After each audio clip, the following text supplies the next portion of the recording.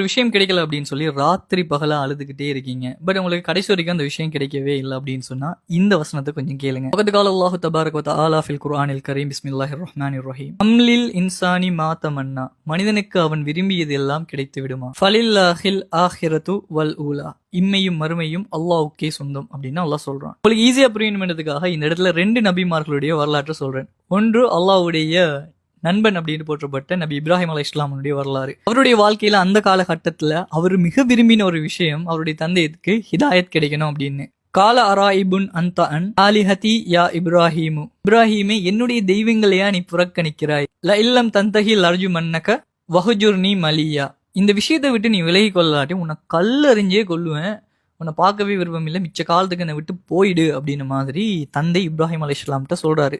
அதுக்கு இப்ராஹிம் அலைஹிஸ்ஸலாம் என்ன சொன்னார்னா, கால சலாமுன் அலைக்க, உங்கள் மீது சாந்தி உண்டாகட்டும். சஅஸ்தக்ஃபிரு லக ரப்பி, என்னுடைய இறைவனிடத்தில் உங்களுக்காக நான் பாவ மன்னிப்பு தேடுவேன். இன்னஹு கானபி ஹஃபியா, அதாவது இறைவன் என் மீது மிக கருணையுடையவனாக இருக்கின்றான் அப்படின்னு அவர் சொன்னாரு. என்ன சிச்சுவேஷன்ல யோசிச்சு பாருங்க, தந்தை கல்லறிந்தே கொல்லுவேன் அப்படின்னு சொன்ன டைம்ல கூட சொல்றாரு, என்னுடைய இறைவனிடத்துல உங்களுக்காக நான் பாவ மன்னிப்பு தேடுவேன் அப்படின்னு. ஸோ அந்த அளவுக்கு அவருக்கு லவ்வுங்க. இப்ராஹிம் அலைஹிஸ்ஸலாத்து வஸ்ஸலாம் பல துவாக்களை செஞ்சுட்டு வந்தாங்க. அந்த இடத்துல ஒரு துவா வந்து சொல்லுவாங்க, வஅஃபிர்லி அபி, நிச்சயமாக என்னுடைய தந்தையை மன்னிப்பாயாக. இன்னஹு கான மினல்லாலீன், நிச்சயமாக அவர் வழிகட்டவர்களில் ஒருவராக இருக்கிறார் அப்படின்னு இப்ராஹிம் அலைஹிஸ்ஸலாத்து வஸ்ஸலாம் துவா செஞ்சாங்க. அவர் செஞ்ச துவாவை பத்தி அல்லாஹ் குர்ஆன்லயே சொல்றான், அமா கான இஸ்திஃபாரு இப்ராஹீம, இப்ராஹிம் பாவ மன்னிப்பு தேடியது யாருக்காக அவர் தேடினார், அபீஹி, அவருடைய தந்தைக்காக.